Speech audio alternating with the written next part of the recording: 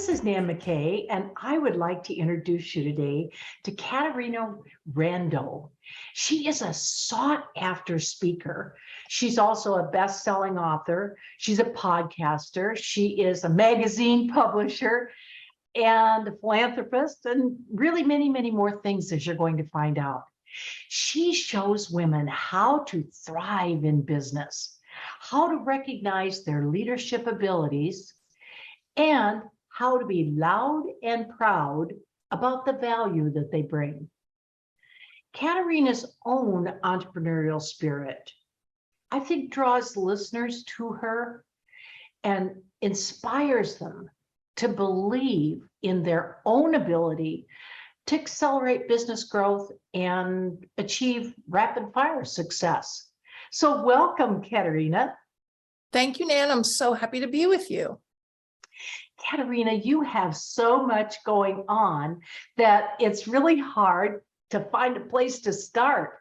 But let's start at, let's say, a high level with your credentials, because you certainly have those. In addition to having a master's in life transitions, I didn't even know there was such a thing, and that's fabulous.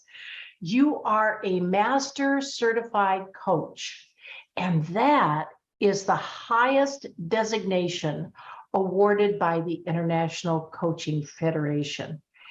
And you started really early, quite a long time ago. And I say that because it seems like today, many people are going into some aspect of coaching, whether it's business or it's lifestyle or it's mindset. And I'm kind of wondering if you can tell us, why is it important to hire a coach with credentials? Sure. And let me make a distinction too. I have achieved the designation of Master Certified Coach. I've been doing this for 29 years. So at this point, I don't renew it every year because I got there and I stayed there. And now I'm a little bit more relaxed about the whole thing. But here's what I want to say. The challenge with picking a coach and credentials is that coaching is not a regulated industry like real estate or insurance. And so that does mean that any Mary Jane or Sheila, Tom, Dick, or Harry can say that they're a coach. And really, there's legally nothing wrong with that. What you want to do, though, is you want to pick a coach that's going to do a great job for you. So even though there's legally nothing wrong with it, it's probably not good business practice or good practice for us to pick someone who's not educated and certified and frankly experienced. But how do we do that? Well, the first thing is to create your criteria for the kind of coach you want to work with. And, you know, a big thing, Nan, that I teach is that you want to pick a coach who has the same values as you. Because we all teach from our values. We all mentor, we all live our lives based on our values. So my highest value is integrity. Of course, I also value community and communication and generosity and love. And I like to wear my heart all over my business. So if that is somebody who's like that, they're going to be a good match for me. But if somebody is most concerned with making a lot of money, and believe me, I like to massively monetize just like the next guy, but my priority is integrity and community and kindness and love. So you want to pick coaches that have the same values as you, because otherwise it is a disconnect. And then often people say to me many times over the years, I hired this coach and it just, whatever they told me, it just didn't work. Well, it didn't work because they were telling you what worked for them, but not what will work for you based on your values. And my friend, this is a whole topic. We could talk about this whole topic all day, but I know we got more to discuss.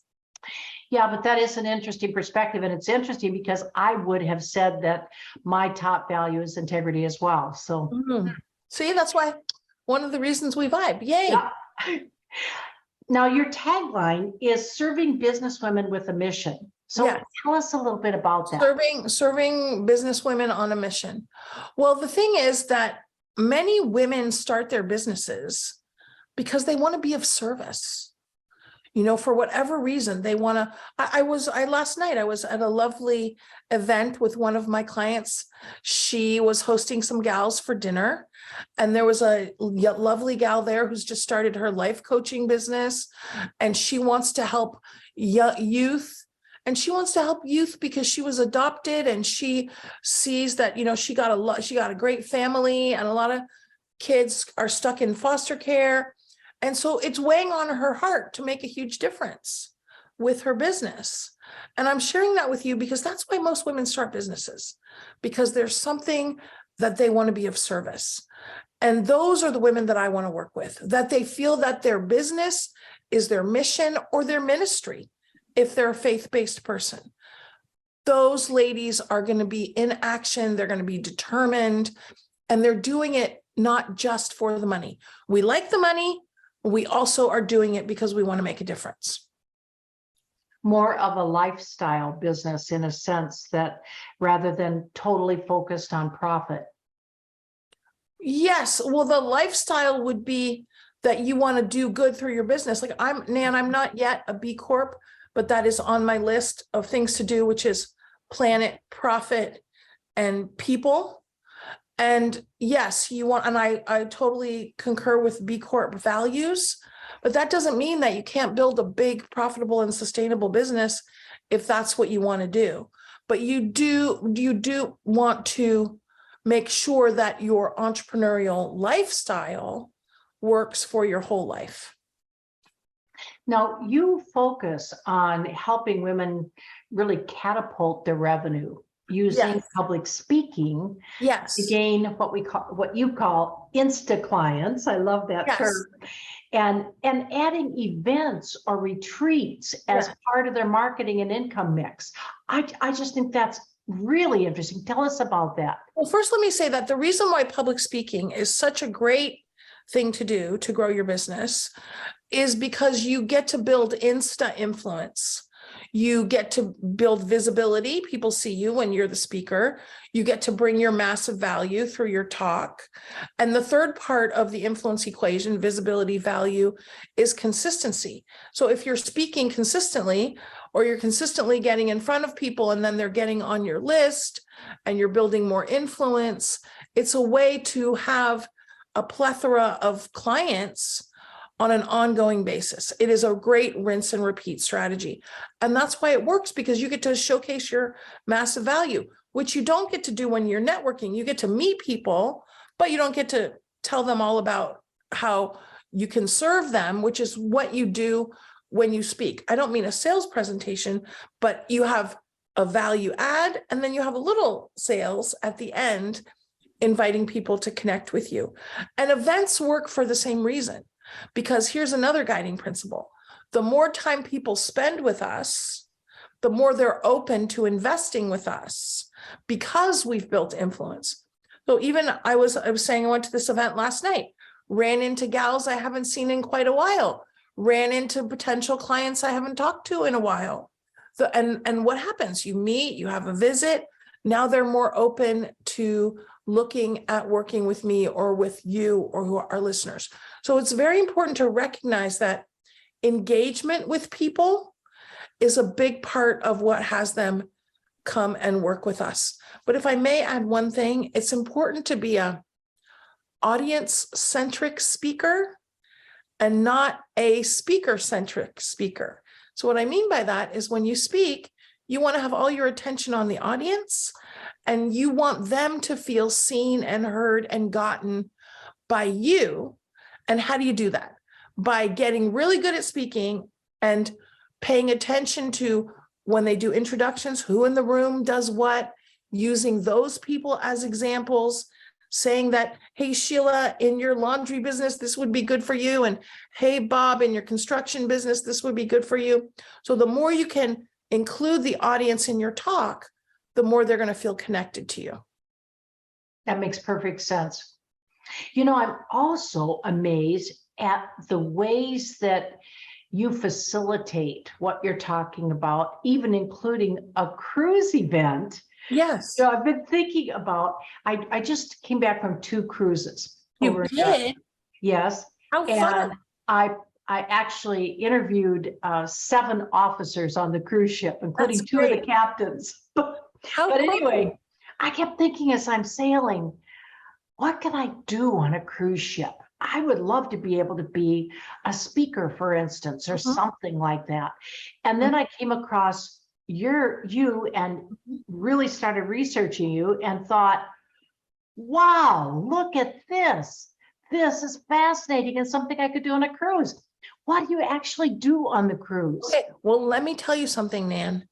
Women traveling in groups is the biggest growth segment for cruises. I read this somewhere not too long ago. So I'm sharing that with you because women love to get together. Now, we can get together to shop, or we can get together to be significant, which is your area. So you could easily do a retreat on, you could call the retreat could be called significance. And then you have a subtitle, and it could be for women over 60 who are going to come and get more significant in their life.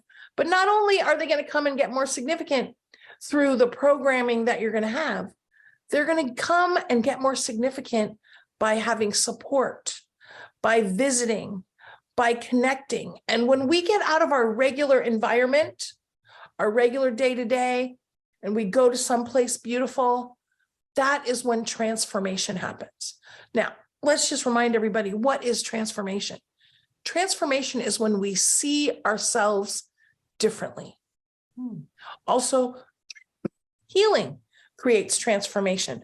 And that happens when we're in a group of like-minded, like-hearted people, and we are witnessed and we're accepted. That's something else you can do on a cruise ship. That's really interesting. I noticed that you take your cruises mostly right out of San Francisco and do that down to Ensenada and back again, which is a nice length of cruise. I've taken at least, I think, out of San Diego or something. I don't know. Yeah, we do. We're doing 10 days Mexican Riviera. We've done California cruise. Next year, I'm going to do Pacific Northwest. The reason I do that is because I live in San Francisco. Yeah. And because Princess Cruises runs out of San Francisco, which is the cruise line that I use. I also am a big fan of Celebrity Cruises, but they don't run out of San Francisco. And that's because I want to use a more luxury brand for the ladies that I invite. And here's a super tip, Nan. We're gonna get you going, my friend. You tell me when you want to do it, okay? Invite me. I'd love to come talk to the ladies on your ship. Here's the thing. There is the cruise, but the cruise is part of a bigger program. For example, in January, we're going on our 10-day Bliss Retreat for women leaders on a mission. This whole year, every month, we have been doing virtual retreats. Every month for 90 minutes, we're doing a virtual retreat. They get a Bliss box in the mail with some activity or some fun item. For example, I gave them heart mirrors, and we did a heart mirror meditation at the beginning of the year and look in the mirror and what do you want her to say at this time next year? And I'm sending the ladies watercolor kits on Monday because they're going to draw their whole year, like a year in perspective. So, a year in review. So the idea here is during the year to take a little time out of your busy life to reflect, to review. And why am I telling you this? Because it's not just about the cruise. It's about the program so that the cruise is included, because I'm going to give you right now, if I may, Nan, the ingredients for massive change: ongoing support, ongoing guidance, accountability, a structure that creates community and focus and momentum. So those are why group programs work. It's not education, of course, is one component, but it's not the only component.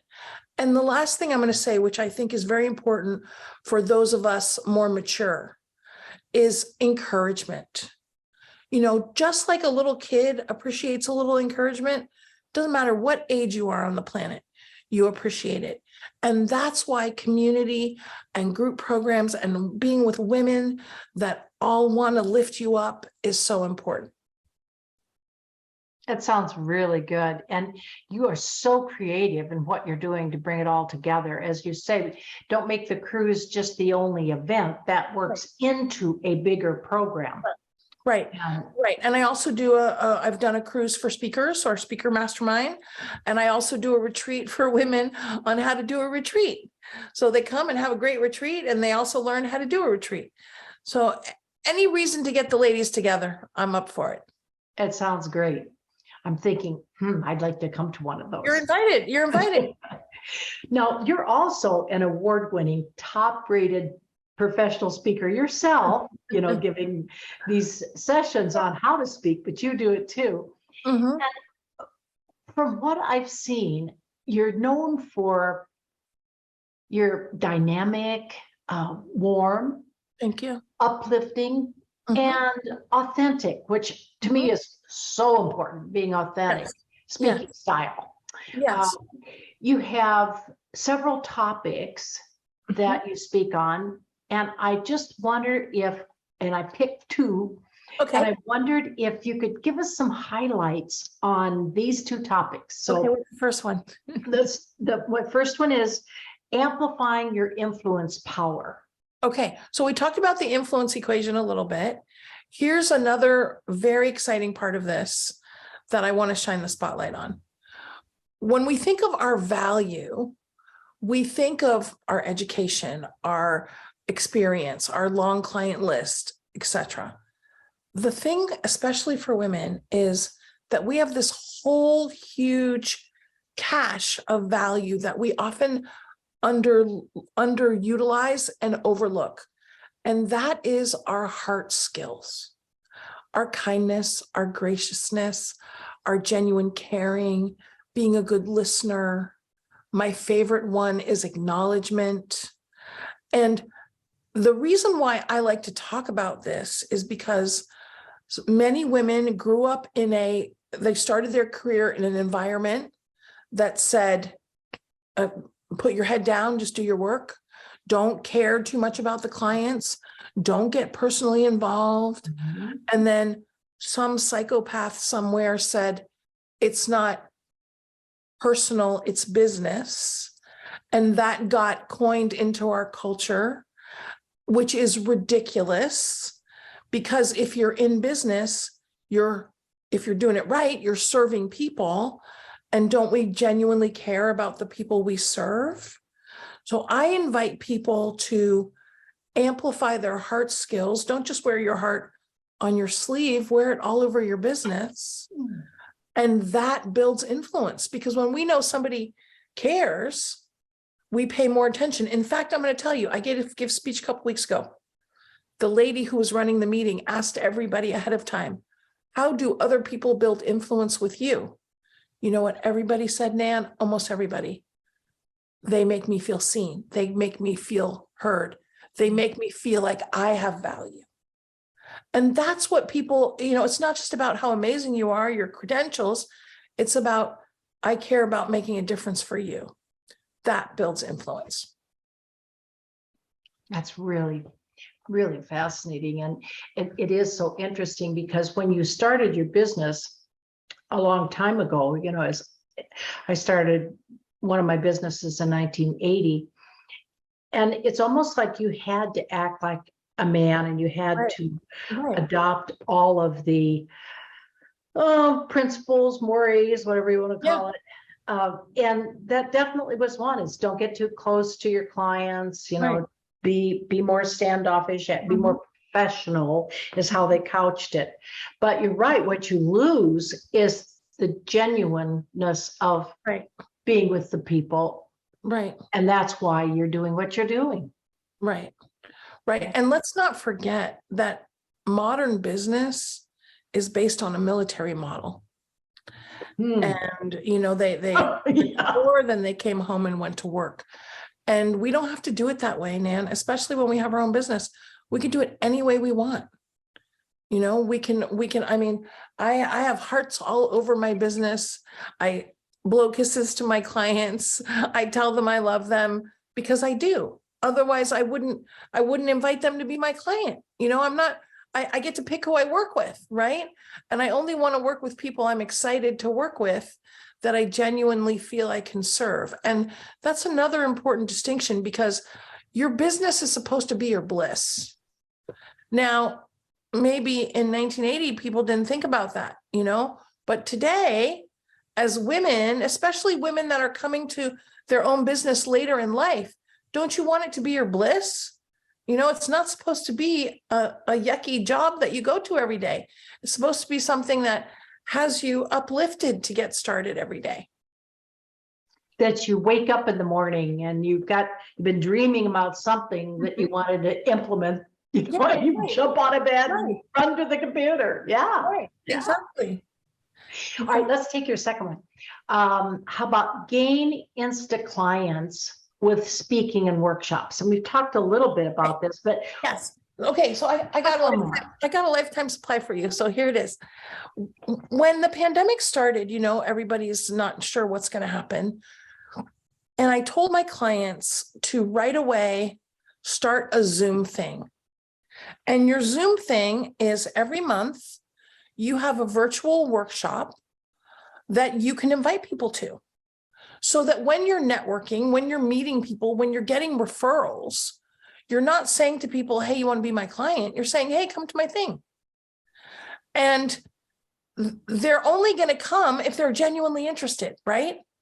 I met a lady the other day. She helps women of a certain age get through heartache.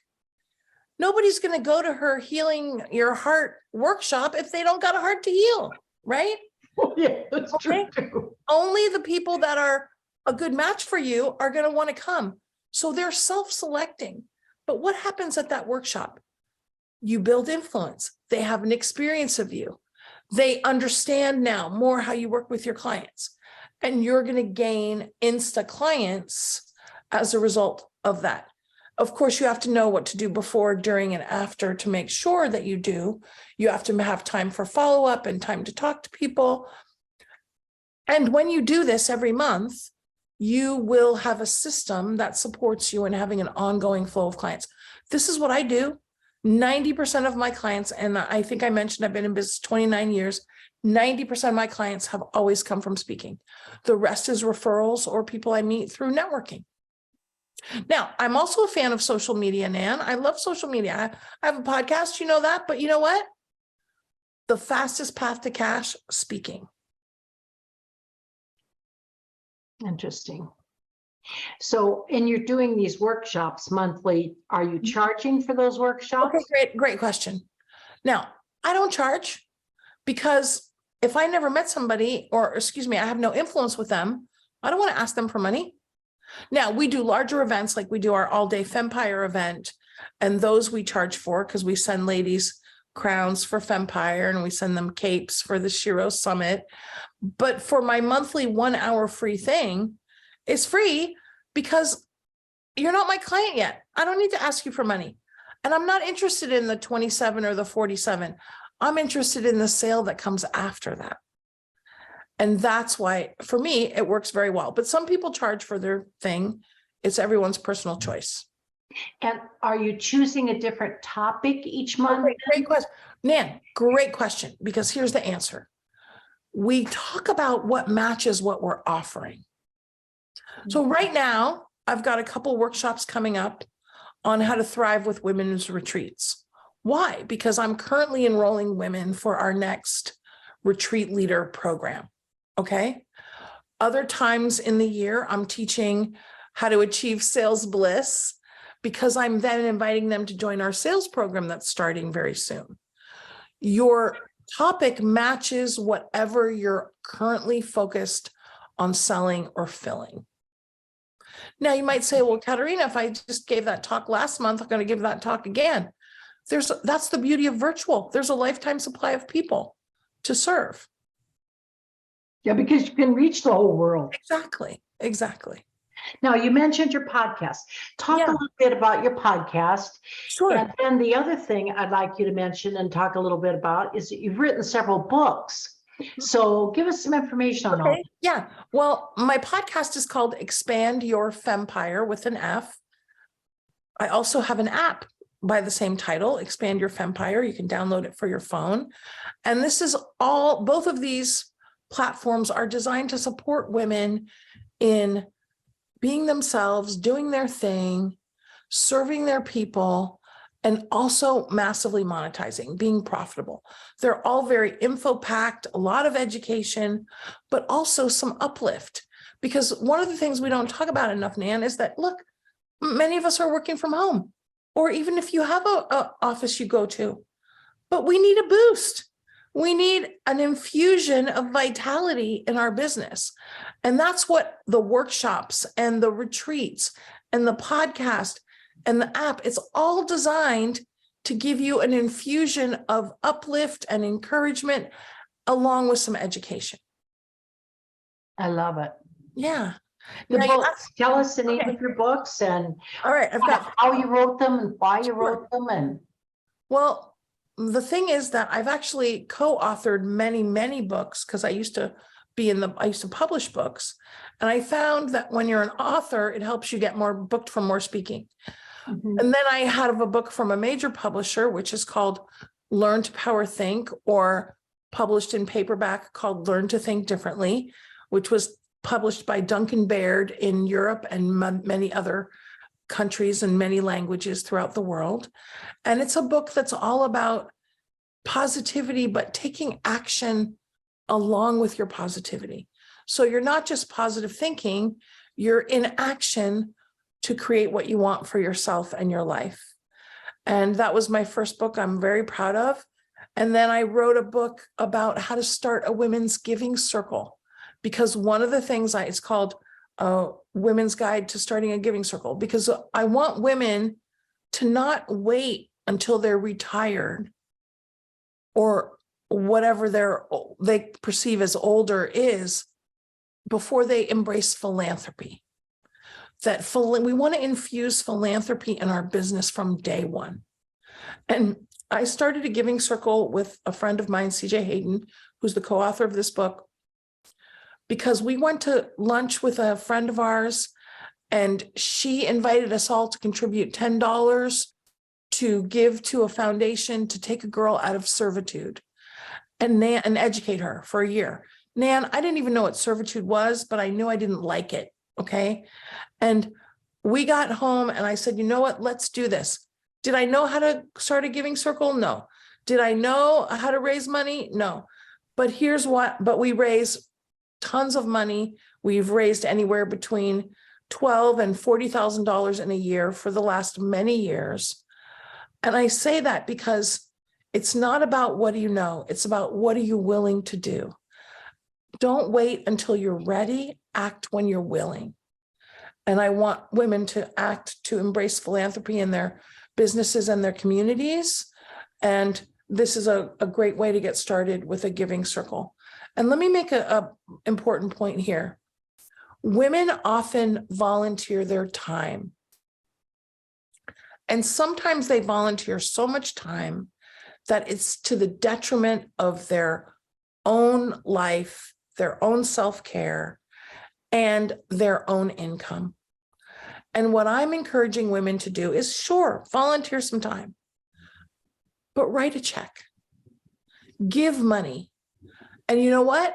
Make more money so you can give more money. Money is not a bad thing. It is a source, a resource to create the life you want. And I don't feel that way, Nan. I'm sure you don't feel that way, that money's not a good thing, but a lot of gals still do. And let's get over that and let's create financial resource for ourselves so that we can uplift our families and our communities. And we know, and the UN studies show, that when women start to make money, girls stay in school longer, domestic violence goes down, the infant mortality rate improves. So let's build wealth for women everywhere. And philanthropy is a great way to do that. Very interesting. Now, I'm sure our audience can start to see this dynamo that we are talking to has really pulled it all together. So I'm going to ask you an interesting question. I think, at least I would be interested in it. Okay. Of all the women that you've worked with, Oh my gosh. There's what do many. you feel has been one of your biggest accomplishments? You know, one of the things that warms my heart the most, I was with two of my clients this morning that they have started their own communities. One of them was, before she met me, she was an accountant. Now she's an accountant who also has a community, who's also planning her first retreat, who has a membership, who's more of a business consultant. Another woman who's with me this morning, she was a life coach. She's still a life coach, but now she has a whole community. They have events, they have 5 gatherings a month, they do all kinds of things. And watching women who have stepped into our community create their own communities.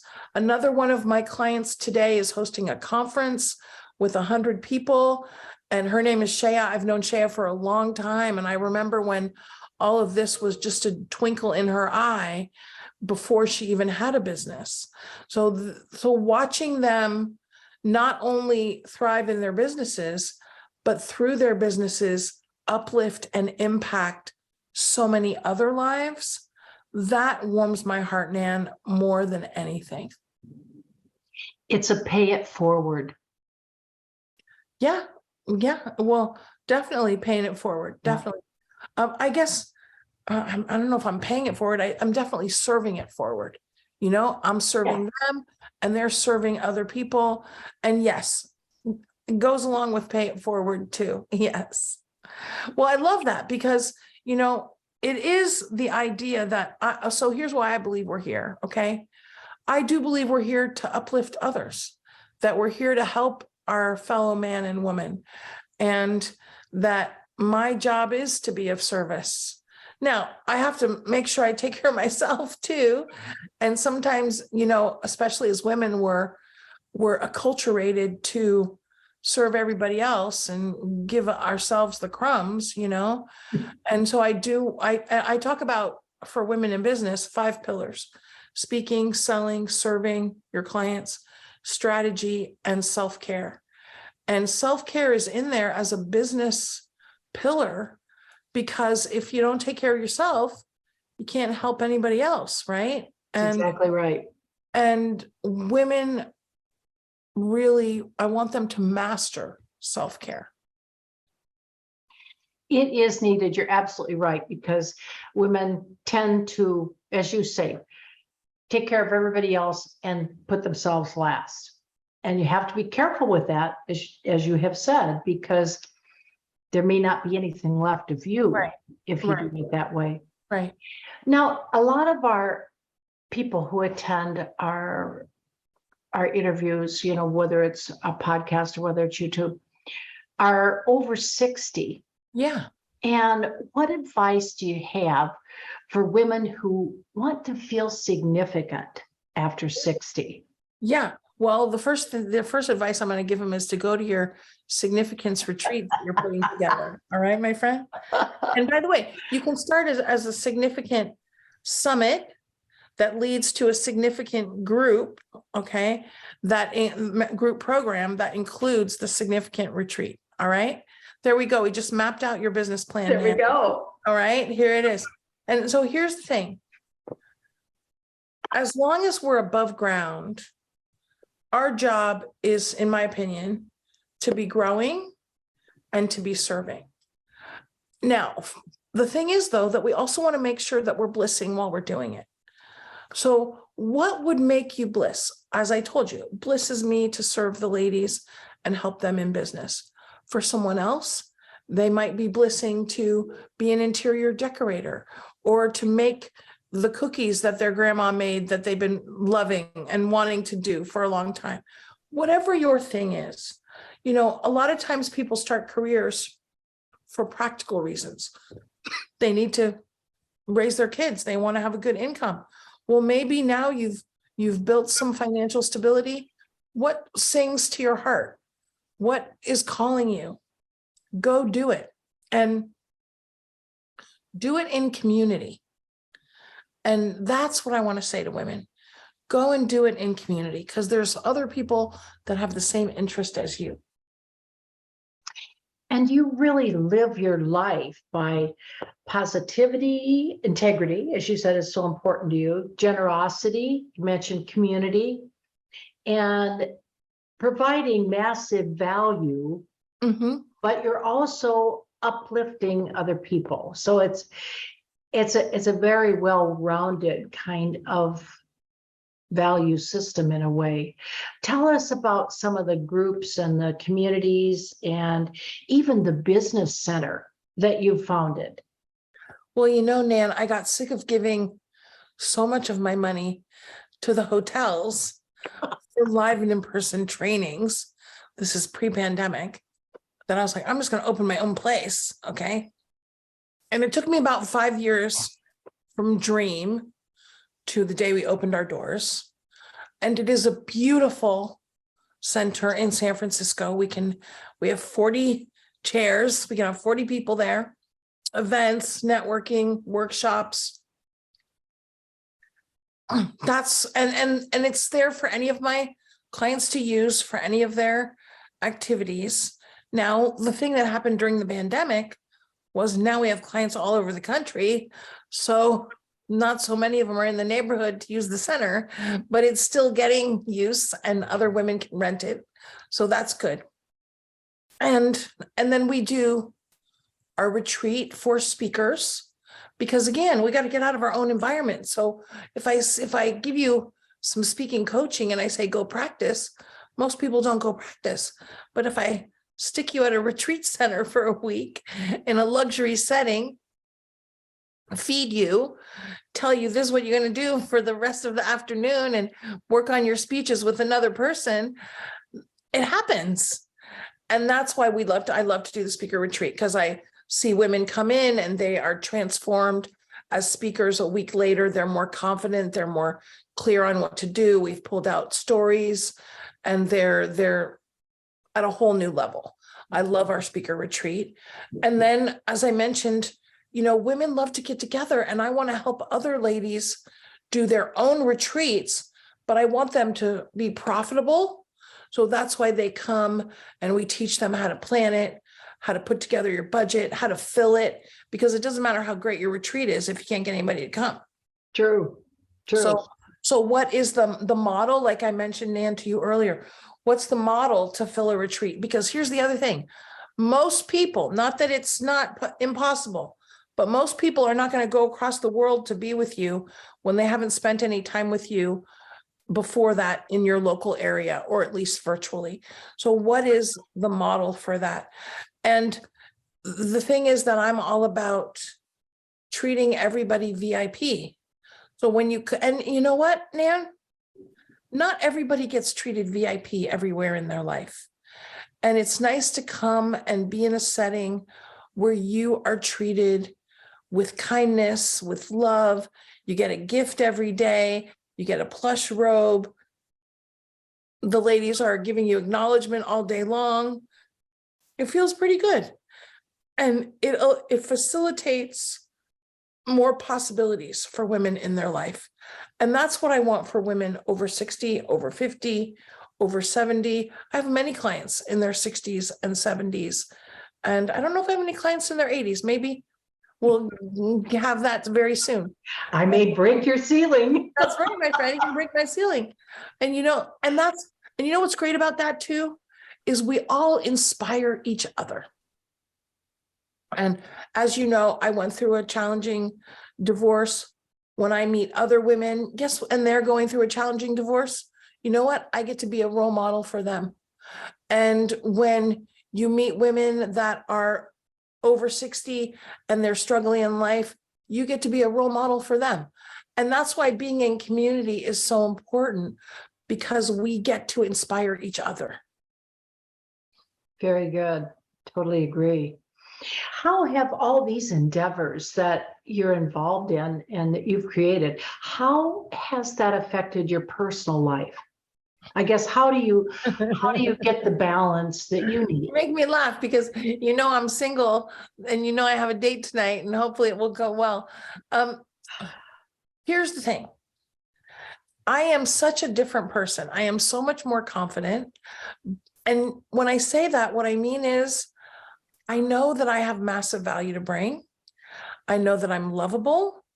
I know that I'm worthy of my dreams and my goals, and I'm worthy of being well treated, and I'm worthy of only good people and good experiences in my life.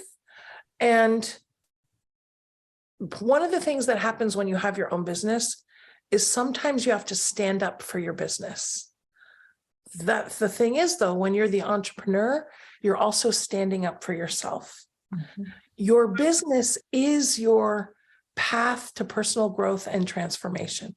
Your business will require you to build your self-esteem, to amplify your voice, to build that confidence. Otherwise, you're not going to stay in business. True. So it's affected my life in so many ways. What if I said 3, you can do however many you want, but what are 3 takeaways that you would have liked people that are listening or people that are watching to really have gotten out of this interview? One, Nan, is to act when you are willing. Don't wait till you're ready. Okay. Ready is a myth. It is a myth. We're never ready. Okay. True. I said, hey, let's go surfing. Well, how are you going to get ready to surf? You're going to surf. That's how you're going to get ready to surf. Okay. It's in the doing that we figure it out. Right. All right. Surfing is something I've never done, but would like to do. But that's the thing, though, is that ready is absolutely a myth. The next thing is that it does require action to create what we want for ourselves and our lives. But the third thing is it's way more fun and easier and better when we do it in community.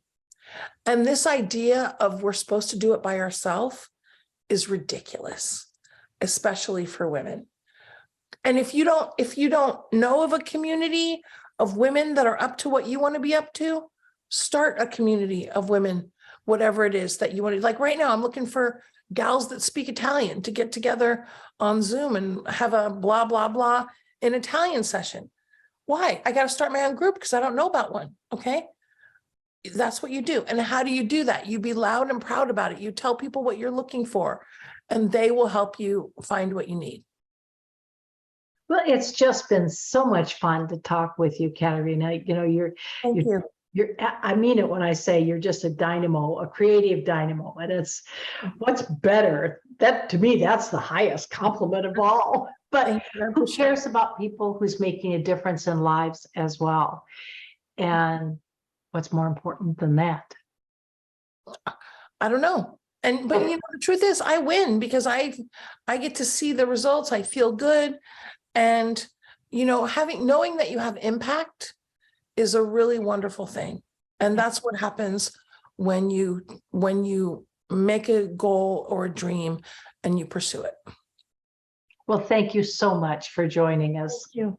I think people will get a lot out of all of the beautiful, wonderful things that you've said and your own heart. Thank you, Nan.